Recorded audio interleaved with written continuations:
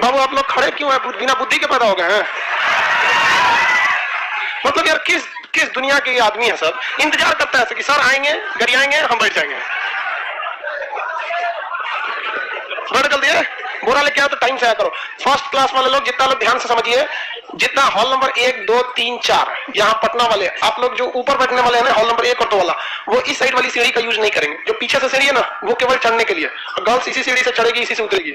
इस सीढ़ी पे अगर किसी को हम चढ़ते देख दिए बॉयज में, चाहे उसको हॉल नंबर 2 में जाना है, सबसे ज्यादा डिस्टर्ब करता है हॉल नंबर 2 वाला। आई फाड़ देंगे रसीद, आई कार्ड वगैरह, फिर दोबारा एडमिशन लेना पड़ेगा। जब आपको 2 रास्ते दिए गए, एक चढ़ने एक उतरने के लिए, बेवकूफ उसी से चढ़ेगा उसी से उतरेगा, उसका खोजेगा खान सर व्यवस्था रखे बढ़िया से। आपको यहाँ आपको जब एडमिशन जितना लोग लेते हैं ना, चाहे लाइव वाले हैं चाहे ऑनलाइन वाले हैं, लोग सब लोग को एक ही बात करते हैं, यहाँ आपको सुविधा के नाम पे कुछ नहीं मिलेगा। आपका कोई फोन नहीं उठाएगा यहाँ पे, भले इंक्वायरी पे 2 नंबर दिया गया रहता है। This is only formality. यहाँ कुछ भी नहीं मिलेगा। आपको पढ़ाई में कोई समस्या नहीं आएगी, बाकी आपको कुछ नहीं याद मिलेगा, ना ही आपको बैठने के लिए सीट, ना कुछ, ये सब समस्या है। तो ये पहले दिन है, आपको थुराने कुचाने की आदत है तो ही सही है, बाकी बात दिक्कत हो जाएगा। बाकी लाइव वाले साहब लोग गुड मॉर्निंग, बैठ गए centre Bihar Sharif centre number 1। अब अपनी लोग जल्दी बैठो, टाइम से आया कीजिए, बीच में टहलेगी लेट से आके, महिला है हम। गेट बंद कर दो जी।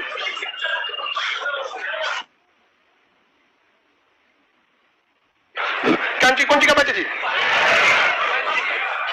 बायोलॉजी पढ़ाना है। देखो भैया, बायोलॉजी, इसको सीबीएसई वाला बायोलॉजी बोलता है। कुछ बोलो मतलब होता है जीव विज्ञान, ठीक है, इस पे ज्यादा नहीं ध्यान देना है। बायोलॉजी की बायोलॉजी, इसका मतलब क्या होता है? जीव विज्ञान। वो सारी चीजें जिसमें जिंदगी है, मतलब जो जीवन है, उसे हम लोग क्या कहते हैं? जीव विज्ञान। शुरुआत में केवल जीव विज्ञान में जंतुओं को रखा जाता था, यानी एनिमल्स को रखा जाता था। लेकिन बाद में धीरे धीरे खोज होने लगा, जिसमें सबसे महत्वपूर्ण खोज भारतीय वैज्ञानिक ने किया था, जिन्होंने पेड़ पौधों को जीवित घोषित किया था क्रेस्कोग्राफ मशीन द्वारा। क्रेस्कोग्राफ मशीन द्वारा। लाइव वाले और पटना वाले या लाइव सेंटर वाले, हम सब आपसे जानना चाहते हैं कि वो क्रेस्कोग्राफ मशीन जो खोज किया था, किस वैज्ञानिक ने किया था? भारत के कोई बताइए, भारत के थे कौन?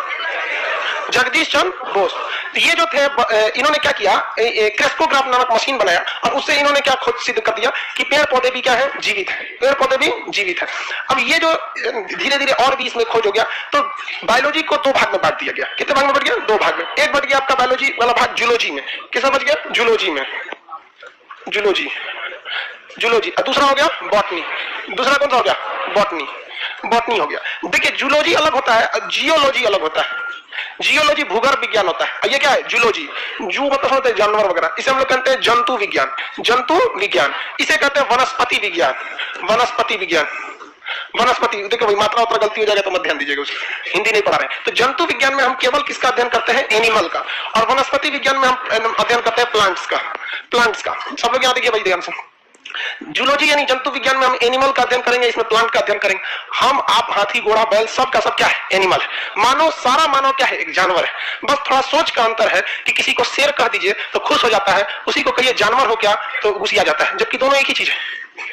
समझा क्या कि नहीं? शेर भी तो जानवर ही है, लेकिन ये बात बताता है कि आप किस कैटेगरी में है ये मायने नहीं रखता है, आपका काम कैसा है ये मायने रखता है। जानवर तो गधा भी है, जानवर शेर भी है, जानवर कुत्ता भी है। तो इस जंतु में हम लोग बेसिक चीजें रखते हैं जो लोकोमोशन कर सकते हैं, मतलब मूवमेंट कर सकते हैं। क्या कर सकते हैं? मूवमेंट, एक जगह से दूसरे जगह अपना स्थानांतरित गति कर सकते हैं। जबकि ये वाले लोग मूवमेंट नहीं, लोकोमोशन, एक जगह बैठ के हिल डुल करेंगे। सर कोई पेड़ पौधा है तो इसे हिल डुल कर रहा है एक जगह। तो ये जंतु विज्ञान हो गया। ये क्या हो गया? वनस्पति विज्ञान। देखिए सॉरी उल्टा बोल दिया, क्या ये जंतु और ये वनस्पति। शुरुआत में बायोलॉजी के बाबूजी किसे कहा जाता है पता होगा तो? अरस्तु को। किसे कहते हैं? अरस्तु को कहते हैं। तो शुरुआत में तो बायोलॉजी जूलॉजी को ही माना जाता था। शुरुआत में बायोलॉजी किसे माना जाता था? जूलॉजी को ही माना जाता था। इसलिए जूलॉजी के भी फादर किसे कहा जाता है? अरस्तु को ही कहा जाता है। बाद में ना धीरे धीरे डेवलपमेंट हुआ तो हम लोगों ने किसको मान लिया? बॉटनी को भी मान लिया। बॉटनी जो है, बॉटनी के फादर किसे कहा जाता है? थियोफ्रेस्टस। बॉटनी के फादर ऑफ बॉटनी किसे कहेंगे? Theophrastus. Father of botany Theophrastus. Father of botany किसे कहा जाए? थियोफ्रेस्टस। और फादर ऑफ बायोलॉजी अरस्तु। फादर ऑफ जूलॉजी अरस्तु। अब यहां तक समझ में आ गया होगा? काला दिख रहा है, मोबाइल में चला के देखिए तो उसको कहां से काला दिख रहा है? ठीक तो है, बेवकूफ सब इतना मेहनत से लाइट उठ लगवाए, इस पे कहता था काला। अरे हम काला आई है तो तेरा गोरा कहां से दिखेंगे? अजीब हाल है। काला आदमी काला नहीं दिखेगा तो कैसे दिखेगा? सीबीएसई वाला होगा, अपने ही से मास्टर खोज रहा है। बाकी तो हिंदी मीडियम वाला कर रहे सर एकदम ठीक है। चलो भैया आगे देखते हैं। बायोलॉजी को हम लोग स्टार्ट कहां से कर सकते हैं? 2 रास्ते, आप बॉटनी से भी कर सकते हैं, जूलॉजी से भी कर सकते हैं, कोई फर्क नहीं पड़ता है। ठीक है, तो यहां हम लोग स्टार्ट करेंगे जूलॉजी से, यानी जंतु विज्ञान से। जंतु विज्ञान में सबसे पहला चैप्टर आता है सेल। सेल यानी कोशिका। सेल मतलब क्या होता है? कोशिका। शरीर की सबसे छोटा अंग कौन सा है? गलत है, शरीर का सबसे छोटा अंग सेल नहीं है, न्यूक्लियस वो भी नहीं है। देखो भाई, चलिए आगे चलते हैं, इसको समझते चलते हैं। कोशिका जो है ये शरीर का सबसे छोटा वह अंग है जो हर एक काम को कर सकता है। ये सबसे छोटा अंग नहीं है, सबसे छोटा वैसा अंग है जो हर एक काम को कर सकता है। हर एक काम का मतलब क्या? अपने लिए पाचन कर सकता है, अपने जैसे नया चीज का निर्माण कर सकता है, अपने लिए ऊर्जा बना सकता है। तो ये एक ऐसा चीज है जो अपना हर एक काम खुद पर क्या है? डिपेंड है, कर लेता है। सेल छोटा नहीं है, सेल से तो हजारों गुना छोटे चीज, अभी डीएनए आरएनए है सब, ये सेल से बहुत छोटे होते हैं। तो सेल सबसे छोटा इकाई अंग नहीं है, वो क्या है? इकाई। इकाई उसे कहा जाता है जो हर एक काम को कर सकता है, हर एक काम को कर सकता है। जैसे कोई हॉस्पिटल देखेंगे तो लिखा होगा हड्डी का हॉस्पिटल, देखते होंगे ना, आंख का हॉस्पिटल, तो वो पूरा यूनिट नहीं है। लेकिन कुछ ऐसे जैसे पीएमसीएच। पीएमसीएच क्या है? कुछ हुआ रहेगा, घुस जाइए बस। आपको सांप काटा है, कुत्ता काटा है, आदमी काट लिया है, कुछ भी काट लिया है, सब चीज का पटना के पीएमसीएच में इलाज होगा, दिल्ली के एम्स में हो जाएगा कि नहीं हो जाएगा? तो ये हॉस्पिटल अपने आप में क्या है? एक मतलब यूनिट है, पूरा कंप्लीट है। तो हम आपसे कहते हैं कि कंप्लीट यूनिट हॉस्पिटल है, इसमें सबसे बड़ा कौन है? तो आप सीधे मार देंगे दिल्ली एम्स, पटना पीएमसीएच बनने का योजना है, जब होगा तब। इसी तरह हम कहते हैं कि सबसे छोटा एक यूनिट हॉस्पिटल बताइए, तो कोई होगा ही भैया, छोटा हॉस्पिटल कौन ध्यान रख रहा है, कहाँ है? उसी तरह हमारी शरीर का कोशिका है जो हर एक काम कर सकता है और उसमें सबसे छोटा है। अभी आगे आपको समझ में आएगा। ये जो कोशिका होती है इसकी खोज किसने किया था? तो देखिए, कोशिका को हम बायोलॉजिकल नाम होता है साइटो। कोशिका का बायोलॉजिकल नाम क्या होता है? साइटो। इंग्लिश में उसे क्या कहते हैं? सेल। हिंदी में उसे कोशिका, बट बायोलॉजिकल नेम उसे क्या कहा जाता है? साइटो कहा जाता है। ये बुनिया बंद कर दो कॉपी किताब, कॉपी भी बंद करके रखा कीजिए आप लोग। जब हम पढ़ाए ना तो आप पढ़िए, ठीक है? जब याद हो जाए आपको मटेरियल वगैरह सब मिलेगा, जहां जरूरत होगी लिखवाने की वहां लिखवाएंगे भी आपको। समझ रहा है कि नहीं? ये पोथा पोथरी काम का थोड़ी होता है, जो पढ़ा रहे पहले उसको ध्यान दीजिए। कोशिका का बायोलॉजिकल नाम क्या होता है? साइटो। इसलिए कोशिका का अध्ययन क्या कहला जाएगा? साइटोलॉजी कहला जाएगा। कोशिका का अध्ययन क्या कहला जाएगा? साइटो। इसमें दो तरह का था। पहला, सबसे पहले कोशिका की खोज किसने किया? लेकिन वो जब खोज किया तो मरी हुई कोशिका के खोज कर दिए थे। तो दूसरा पूछेगा जीवित कोशिका के खोज। देखिए, पहली बार जब भी कोशिका का खोज किया गया तो कोशिका तो बड़ा होगा नहीं। सब ट्विटर कर दीजिए, कर दिया सब लोग को ट्विटर। हम सुबह उठते ट्विटर कर रहे थे, सब लोग ट्विटर करते रहना भाई, सब लोग। अभी यहाँ पे भी ट्विटर हो जाएगा भाई, आप उसका टेंशन नहीं लीजिए। ब्लॉक है, किसका ट्विटर अकाउंट ब्लॉक है?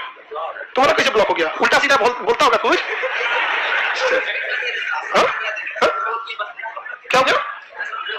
10-15 रीट्वीट मार ब्लॉक कर दिया। अरे भाई साहब, ट्विटर कभी कभी करते। खैर, मेन टॉपिक पे आते हैं। रॉबर्ट हुक ने खोज किया था। कोशिका की खोज किसने किया? Robert Hooke. किसी भी छोटी चीज को किस चीज से पकड़ के निकाला जाता है? हुक से। देखते हैं कोई छोटा चीज हो जाता है उसे किस चीज से निकाला जाता है? हुक से।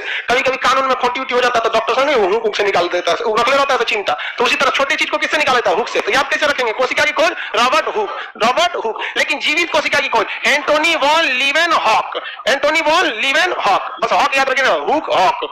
खोज मरल कोशिका खोज हुक, जीवित का Antony von Leeuwenhoek, Antony von Leeuwenhoek, Antony von Leeuwenhoek. इन्होंने देखा कि शरीर की सबसे छोटी इकाई कोशिका है। कोशिका का अध्ययन साइटोलॉजी कहलाता है। कोशिका की खोज करता रॉबर्ट हुक थे, लेकिन जीवित कोशिका की खोज एंटोनी वॉन लीवेनहॉक ने किया था। लेकिन इन लोगों ने कोशिका खोज कर चले गए। अब लोगों ने पूछा कि भैया ये कोशिका का करना क्या है? तो किसी को कोई पता ही नहीं कि करना क्या है। तब आए थे स्लाइडेन एवं स्वान, नाम था उनका स्लाइडेन एवं स्वान। उन्होंने कोशिका सिद्धांत दिया। पूरा नाम क्या दोनों लोग का? स्लाइडेन एवं स्वान।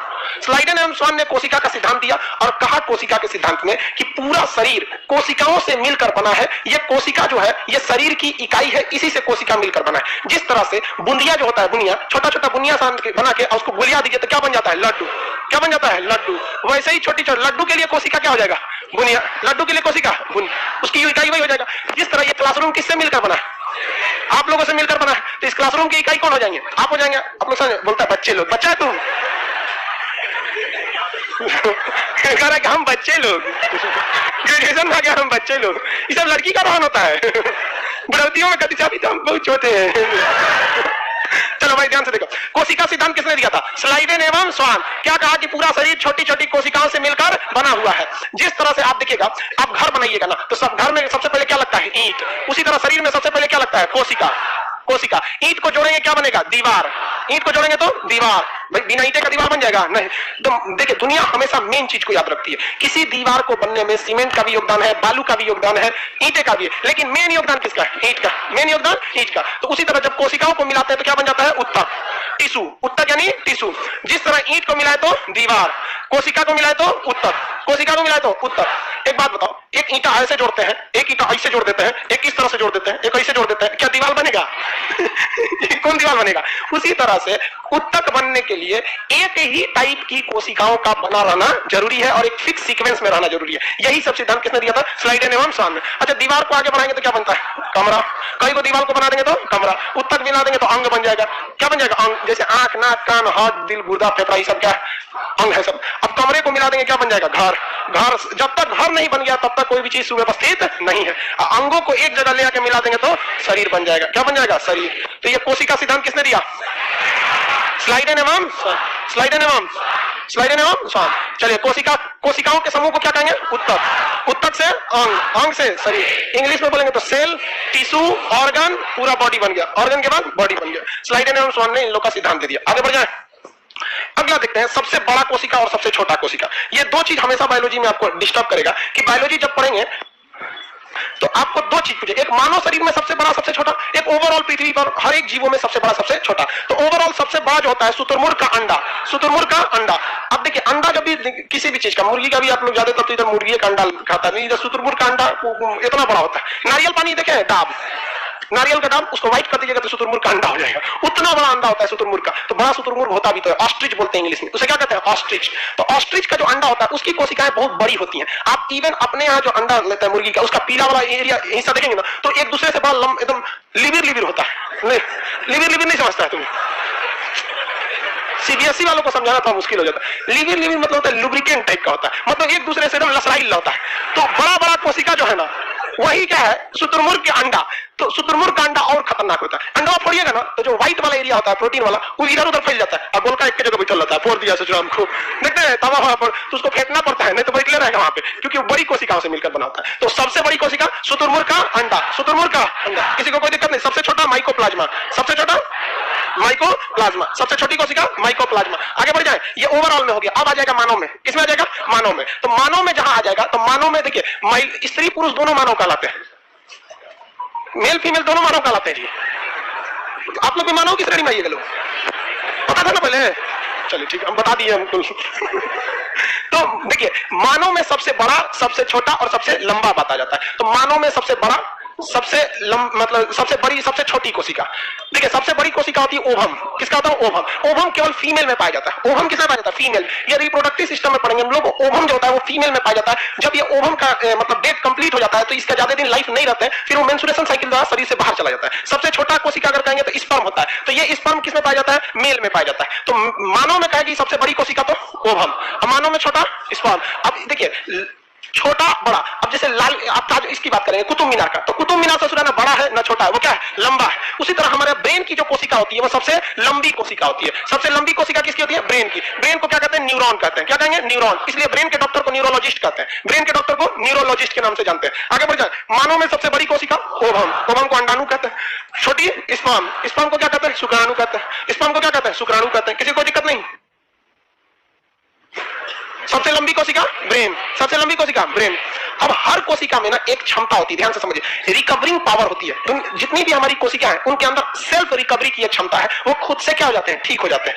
मतलब एक तरह से कहिए इलास्टिक का गुण होता है। जैसे किसी छड़ को मोड़िएगा, छोड़ेंगे तो फिर अपने जगह पे चला जाए। तो एक सेल्फ रिकवरी की क्षमता होती है। ये सबसे ज्यादा, उसे हम लोग कहते हैं पुनर्निर्माण या कोशिका विभाजन। कोशिका विभाजन या पुनर्निर्माण या रिकंस्ट्रक्शन, रीजनरेशन, ये सारी चीजें होती है। पुनर्निर्माण, पुनर्निर्माण। तो पुनर्निर्माण की क्षमता सबसे ज्यादा कहीं होती है तो लीवर होती है। पुनर्निर्माण की क्षमता सबसे ज्यादा किसमें होती है? लीवर। दाहिनी साइड यहाँ पे क्या होता है? लीवर होता है। अगर लीवर में किसी को चाकू मार देंगे ना तो उसको चाकू निकालिए नहीं, उसको इसे लेके चलिए डॉक्टर के पास, उसको कहिए कि मार दिया, इसे चाकू मार दिया, निकाल दीजिए। निकाल देगा आपको, सही हो जाएगा, कोई दिक्कत नहीं होगा। लेकिन सबसे कम विभाजन किसमें होता है? न्यूरॉन यानी ब्रेन में। सबसे कम विभाजन ब्रेन। अब ब्रेन किसका बना होता है? न्यूरॉन। ब्रेन किसका बना होता है? न्यूरॉन का होता है। तो आप बताइए, सबसे जल्दी कौन सा अंग शरीर का ठीक हो जाएगा? लीवर। सबसे तेज कोशिका विभाजन लीवर। इसलिए किसी को कोई चाकू आपको मारने आए ना तो दाहिना थमा दीजिएगा, इधर मार दे, इधर मत मरवा लीजिएगा, इसे नहीं तो दिक्कत हो जाएगा। कोई चाकू मारने आए तो क्या कहिएगा? रुक आप तुमको बताते यहाँ मारे तुम, समझे? क्यों? क्योंकि आपके बचने की संभावना क्या हो जाएगी? ज्यादा हो जाएगी। इधर उधर मार दिया तो दिक्कत हो जाएगी। और कहीं गलती से मारने वाला भी मेरे ही बैच का रहेगा तो मार के इसे होड़ देगा, सब तरह लीवर निकल गया है। किसी को दिक्कत? तो सबसे तेज कोशिका विभाजन क्या होता है? किसमें? लीवर में होता है। सबसे कम कोशिका विभाजन। इसका मतलब अगर लीवर पे चोट लगेगा तो बहुत जल्दी ठीक हो जाए, अब ब्रेन पे चोट लग गया तो ठीक है नहीं होगा, ठीक होगा ही नहीं, उसमें कोशिका विभाजन होती ही नहीं है। कहेगा कि जन्म के बाद कौन सा ऐसी कोशिका जिसमें विभाजन हुआ ही नहीं है? ब्रेन में। किसमें? ब्रेन में। उसमें कोशिका विभाजन नहीं होता। इसलिए किसी को एक लाठी हुमच के मार दीजिएगा ना तो तनी मनी मरिएगा तो ऊपर का चमड़ा रोक लेगा, और हुमच दीजिएगा तो खोपड़िया रोक लेगा, और तनी बढ़िया से हुमच देंगे तो खोपड़िया फूट के अंदर एक मेम्ब्रेन होता है जिसे मेनिंजाइट कहते हैं, और वही डिस्टर्ब हो जाएगा तो मेनिंजाइटिस हो जाएगा। और जबरदस्त हुमच दिए और अंदर जो भेजा है, भेजा यानी जो न्यूरॉन है वहां तक पहुंच गया ना तो काम खत्म। ब्रेन हेमरेज, ब्रेन डेड, कुछ भी हो सकते हैं आप लोग। तेरे नाम मूवी देखे? मारता है उसको, चोट कहां तक चल जाता है? अंदर तक, ले गायब हो गया। गजनी देखे? हाँ? मारता है तो क्या हो जाता है? पूरा उसका ब्रेन गड़बड़ा जाता है। समझ गया कि नहीं? ये बहुत खतरनाक है। दोनों ससुरा पिटाया सब लड़की के चक्कर में। प्यार करने से पहले अंजाम देख लो, यकीन ना आए तो गजनी और तेरे नाम देख लो। क्या जरूरत है भैया पिटाने की? इतना मेहनत से भगवान ने ब्रेन दिया, आप लोग जीवन भर मेहनत कर करके इसमें डाउनलोड करते रहते हैं, कभी फिजिक्स, बायोलॉजी, केमिस्ट्री। कोई लड़की के चक्कर में फरवा के चलेंगे, क्या हो गया? फरवा के चलेंगे, किसी को दिक्कत है? आगे बढ़िया। तो ये विभाजन वगैरह समझ में आ गया। कोशिका के अंगों को समझ, लाइव वाले सब समझ रहा था। ये लाइव वाला भी बहुत होशियार है, ये उधर हंसता है सब। ये कैसे हंसता है सब पता है? इमोजी बना देता है। डिजिटल इंडिया में भी हंसी नहीं बर्दाश्त होती, गुस्सिया तो लाल रंग का भौकाल बना दी गई। कब वो बैच लेट हो जाता है ना, गुस्सिया कैसे बोलता है समझ जाते हैं, गुस्सिया ही नहीं सब।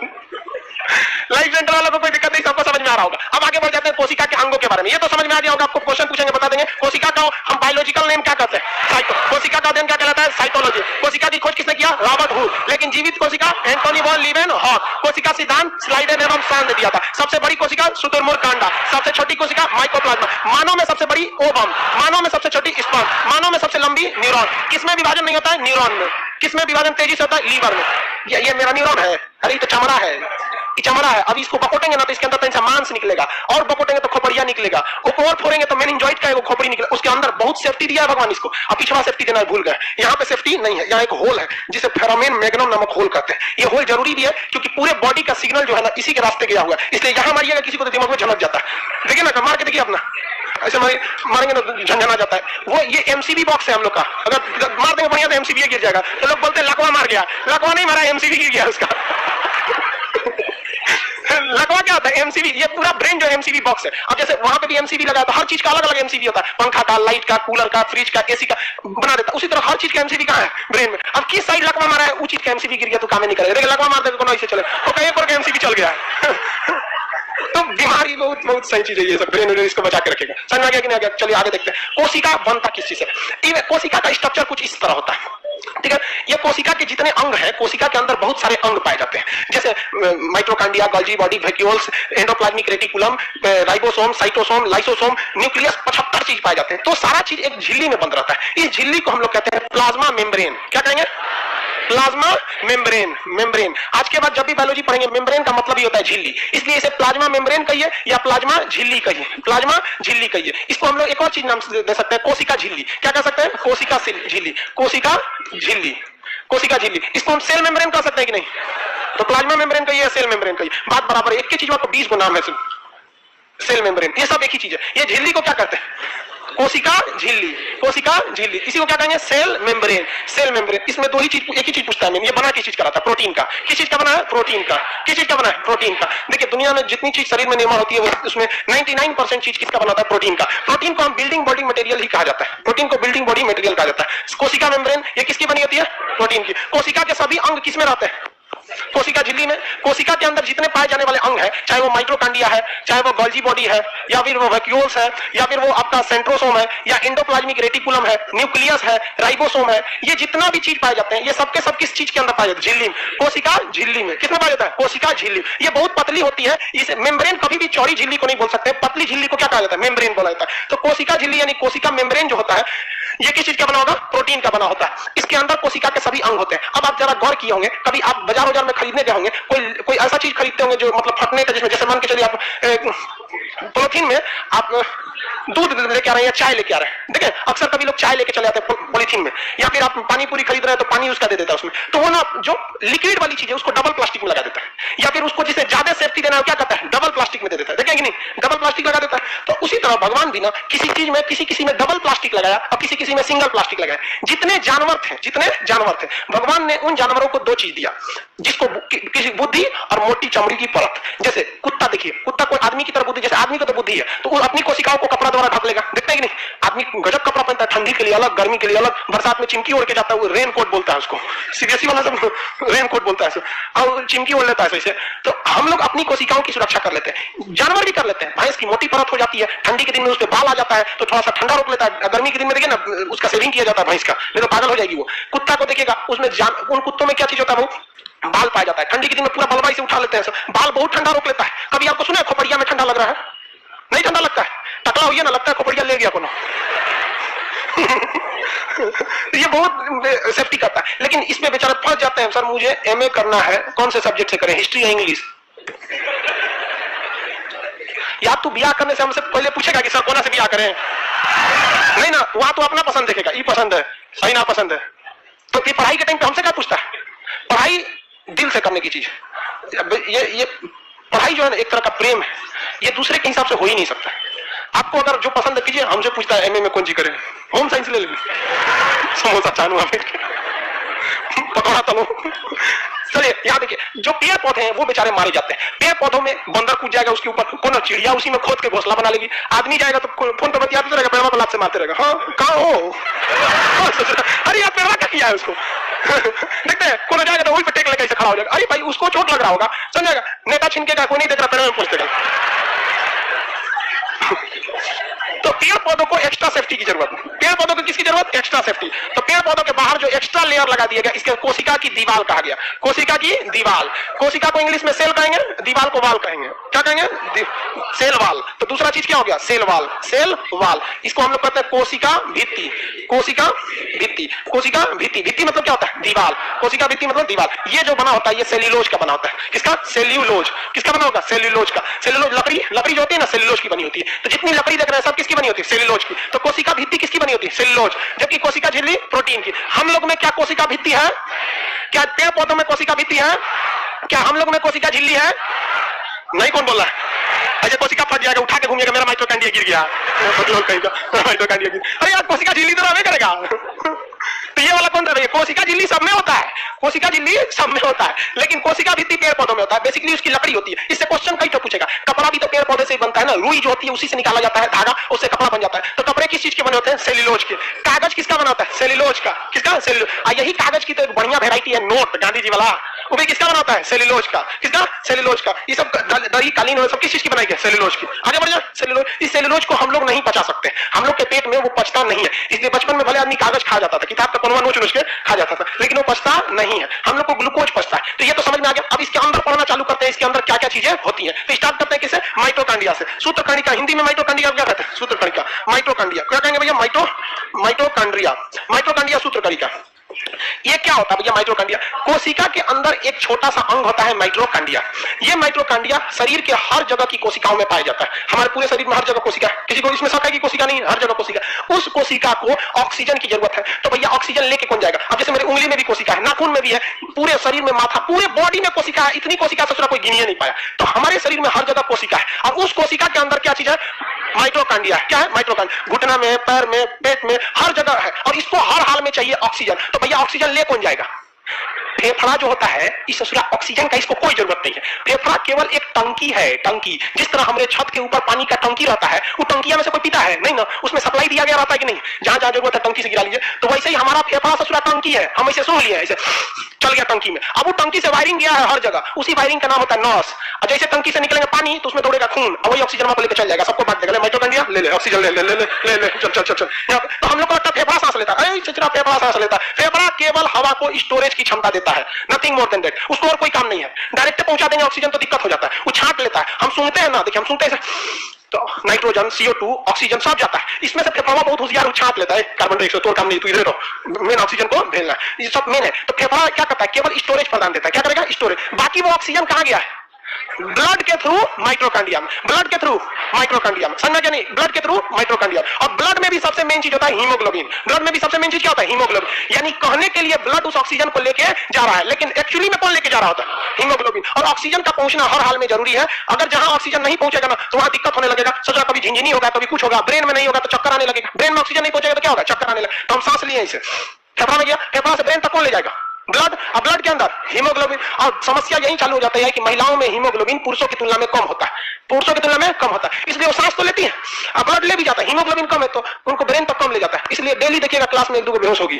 कल कोई हुई थी कि नहीं लाइब्रेरी में? लाइब्रेरी में कोई बेहोश देखिएगा, क्लास करने आएगी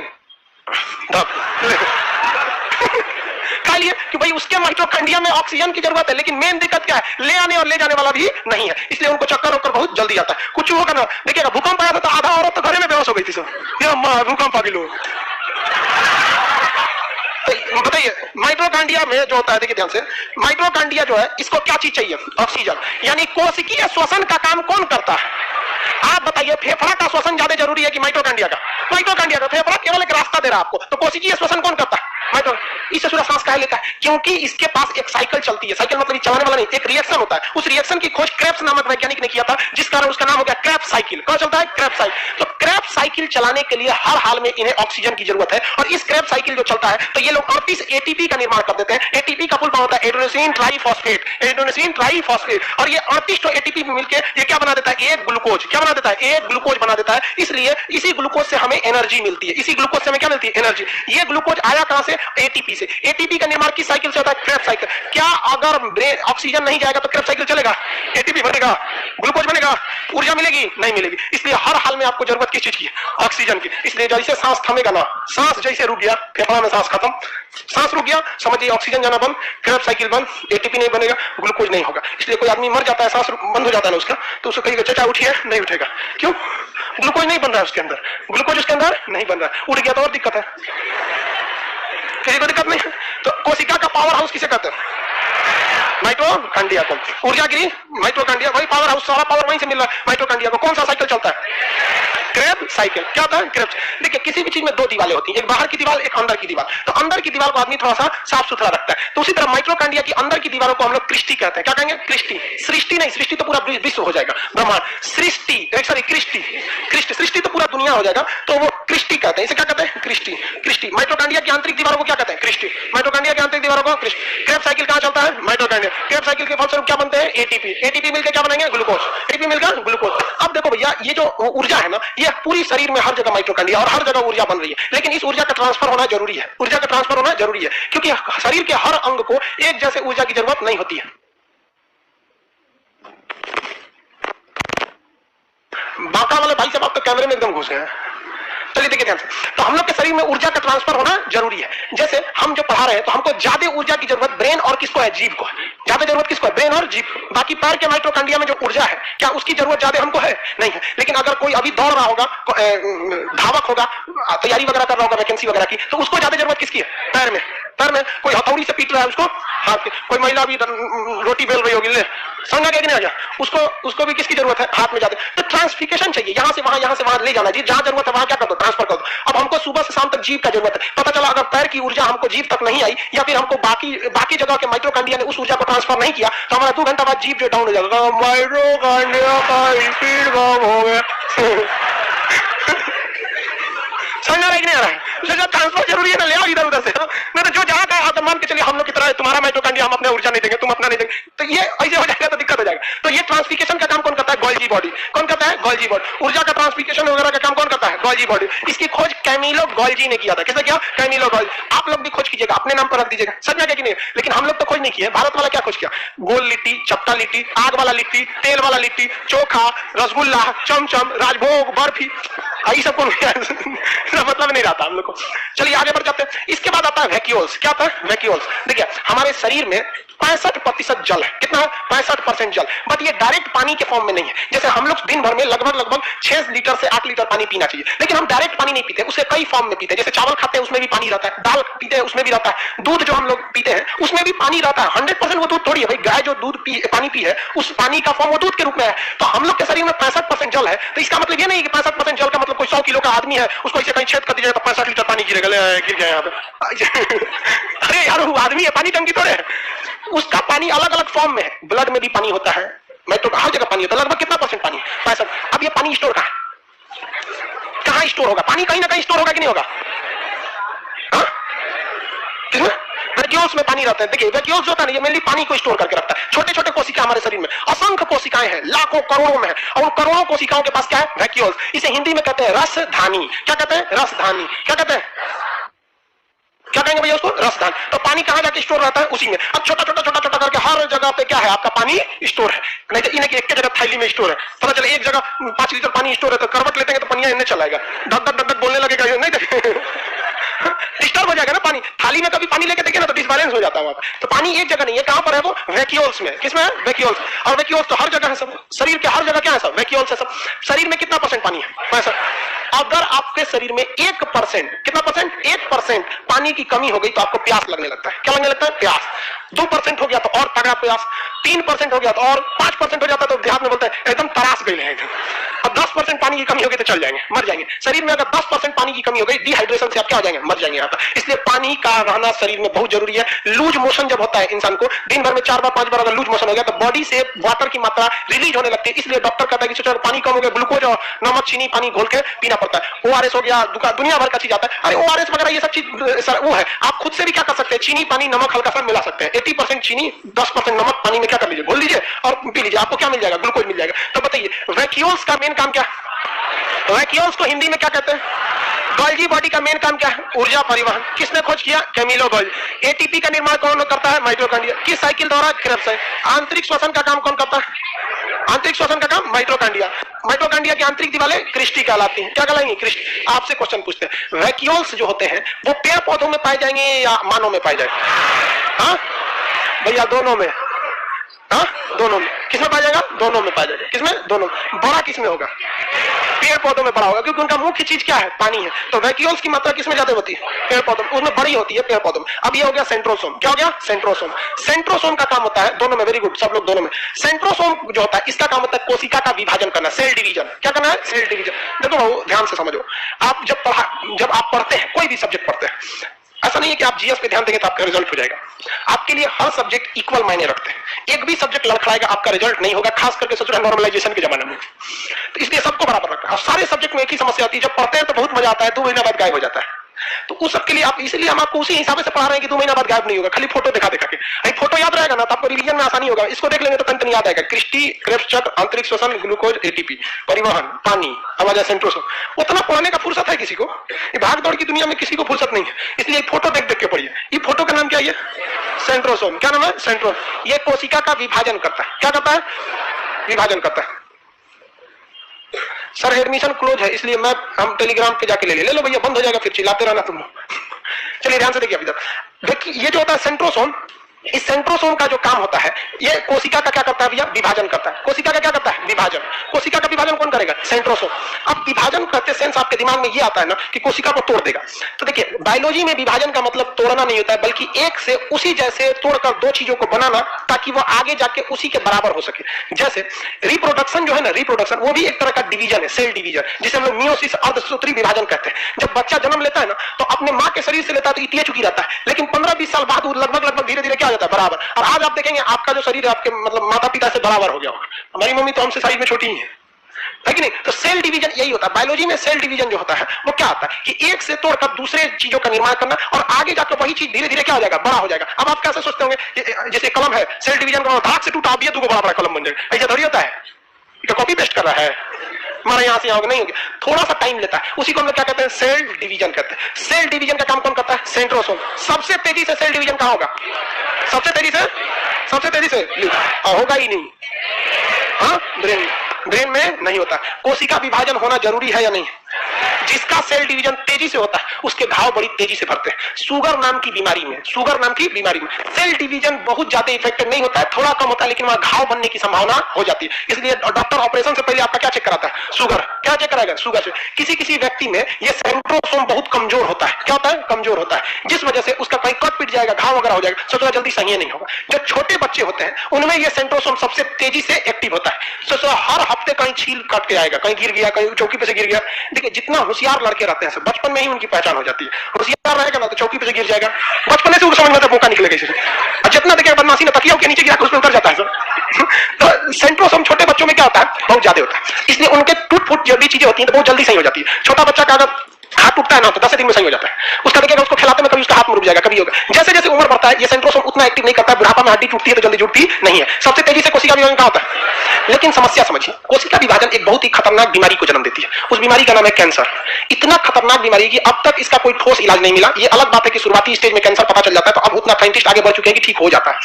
ये कोशिका विभाजन क्या होता है? जरूरत से ज्यादा अगर कोशिका विभाजन हो जाए, जितनी अंगों की जरूरत है, जैसे मान के चलिए मेरे लीवर में यहां से चोट लगा, कहीं 100 कोशिका टूट गई, तो भैया 100 की जगह 150 बन जाओ चलेगा, 100 बन जाओ और भी चलेगा, 80 रहे तो भी चलेगा, 100 की जगह 200 बन जाए तो भी चलेगा, 100 की जगह ससुरा 1.5 लाख बन जाएगा तो रहेगा कहां? जहां 100 कोशिकाओं की जगह वहां 1.5 लाख कोशिका बन जाता है, अगल बगल को टकराने लगेगा।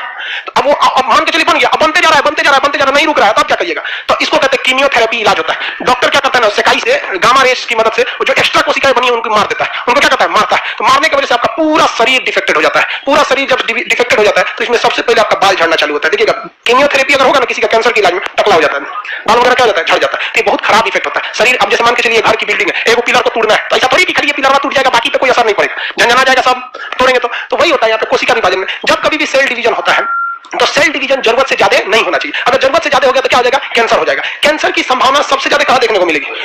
लेकिन लीवर में क्या होता है? टूट फूट जब से होता है ना तो अपने से सही कर लेता है। इसमें यही एक खासियत हो जाती है। कैंसर की सबसे कम संभावना कहां देखने को मिलेगी? किसमें? ब्रेन। किसी को सुने ब्रेन कैंसर? ब्रेन ट्यूमर होता है। ब्रेन कैंसर नहीं होता, ब्रेन ट्यूमर होता है। देखिए ब्रेन जो बना होता है वो किसका बना होता है? न्यूरॉन का बना होता है। ब्रेन किस चीज का बना होता है? न्यूरॉन का। लेकिन ये जो ब्रेन है इसमें 2 टाइप के सेल पाए जाते हैं। एक होता है जिसका नाम है न्यूरॉन, एक होता है गिलियल सेल। तो हमारा ब्रेन 90% किसका बना होता है? न्यूरॉन का, और 10% किसका होता है? गिलियल सेल का। 10% गिलियल सेल का। इस न्यूरॉन सेल में सेंट्रोसोम नहीं पाया जाता है, इसलिए हमारा ब्रेन कोशिका विभाजन नहीं करता है और कैंसर से मुक्त रहता है। लेकिन उसी ब्रेन में 10% क्या पाया गया है? गिलियल। इसमें ससुरा में सेंट्रोसोम होता है और इसमें अगर जरूरत से तेज विभाजन होने लगता है तो शुरुआती स्टेज को कहते हैं ट्यूमर, और ट्यूमर में ही जान ले लेता है। किसी का ब्रेन ट्यूमर हो गया ना तो क्या करेगा? जान लेके चला जाएगा, मर जाता है आदमी यहाँ पे। जैसे आप समझिए ध्यान से, रोटी जो होती है, रोटी जो खाने वाला रोटी है या चावल जल्दी खराब नहीं होता।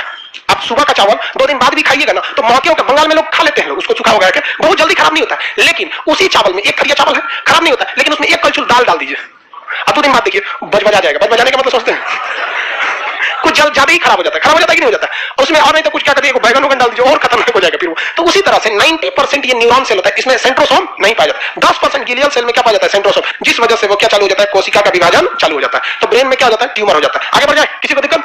ऊर्जा का निर्माण कौन किया? परिवहन, पानी किसने किया? वैक्यूल्स ने किया। और कोशिका का विभाजन सेंट्रोल, कोशिका विभाजन। अब आता है ईआर का मतलब होता है एंडोप्लाज्मिक रेटिकुलम। 4 बार बोलिएगा, याद हो जाएगा। एंडोप्लाज्मिक रेटिकुलम क्या होता है? Endoplasmic reticulum. समझिए अब क्या होता है? एंडोप्लाज्मिक रेटिकुलम जो है वो कोशिका को फैला कर रखता है। जैसे कोशिका के अंदर वैक्यूल्स है, राजधानी है, ये सारी चीजें। अगर कोशिका पचक गई तो दब के मर जाएगा सर। जैसे एक क्लासरूम है, अगर पचक गया तो आप लोग का क्या हाल होगा? खत्म कहानी आप लोग का हो जाएगा। तो इस क्लासरूम को पचकने से कौन रोक रहा है? ये पिलर जो है सर, क्या है सर? पिलर। पूरा क्लासरूम है किस पे? हवा में। पिलर हटा दीजिएगा तो खत्म कहानी हो जाएगी। ऊपर वाला दीवार से टच में ही नहीं है, ऊपर का जो शेड है वो दीवार से कहां टच में? सारा का सारा चीज किस पर है? पिलर पर। किस पर है? पिलर पर। अगर पिलर गया चपाट से बैठ जाएगा, सब लोग मर जाएंगे। उसी तरह से ये पूरी कोशिका का पिलर कौन होता है? Endoplasmic reticulum. अगर एंडोप्लाज्मिक रेटिकुलम को हटा देंगे तो कोशिका एक गुब्बारा की तरह हो जाएगा, जिसका कोई शेप सही नहीं रहेगा, कभी इधर कभी इधर। अब गुब्बारा में पानी भर के रख देंगे, क्या वो सीधा खड़ा रहेगा? अजीब हो जाएगा। तो उसी लिए उसमें पिलर लगाया गया। हमारे शरीर में पिलर है कि नहीं है? 206 गो पिलर। कितना पिलर है? 206, जिसको हम और आप अपनी सामान्य भाषा में हड्डी कहते हैं। क्या कहते हैं? हड्डी। और अगर पिलर नहीं रहेगा ना तो जहां तहां भागने लगेगा। पेट देखते हैं, पेट में हड्डी है नहीं तो पेट निकल जाता है, जैसे मेरा शुभारंभ हो गया। पेट वगैरह मेरा निकलना चालू हो गया। अब देखिएगा किसी किसी का पेट जो निकलता बुझाता है चौताल है, इसे इतना बड़ा हो जाता है पेट, और उसे तो बिना पिलर का बहुत दिक्कत हो जाता है। मेरा बहुत जल्दी हो जाएगा लग रहा है ना। अभी लॉकडाउन था ना, लॉकडाउन में आदमी घर का खाना मम्मी दबा के खिलाते रहती थी, हर 2 घंटा पे कुछ ना कुछ लेके चली जाती खाने के लिए, ये खा लो ये खा लो। अब यहाँ आ गया आदमी, अब टेंशन नहीं है, थोड़ा लॉकडाउन में मेहनत भी तो नहीं था ना, इसलिए निकल गया। तो देखिए पेट में पिलर उलर नहीं है तो इसका कोई सेफ साइड है नहीं, जहां तहां चल जाता है। अरे कई को का मोटापा ऐसा तो इधर ये होता है लगता है चूड़ीदार पैजामा है, यहाँ 4 को परत जम जाता है। तो उसी तरह हमारे शरीर का कंकाल कौन होता है, जिस तरह हमारे शरीर को पचकने से कंकाल रोकता है, उसी तरह कोशिका को पचकने से कौन रोकता है, एंडोप्लाज्मिक रेटिकुलम। इसलिए कोशिका का कंकाल किसे कहते हैं, एंडोप्लाज्मिक। कोशिका को अंदर से सपोर्ट कौन देता है, एंडोप्लाज्मिक रेटिकुलम। विभाजन, पानी, परिवहन, ऊर्जा निर्माण, माइटोकॉन्ड्रिया। किसी को कोई दिक्कत नहीं है, आगे बढ़े। आगे का क्लास अब कल किया जाएगा, आज टाइम हो गया, बीच वाले लोग निकलेंगे, पहले रास्ता बनाएंगे। आज के लिए इतना ही, टाइम हो गया पता ही नहीं चलता।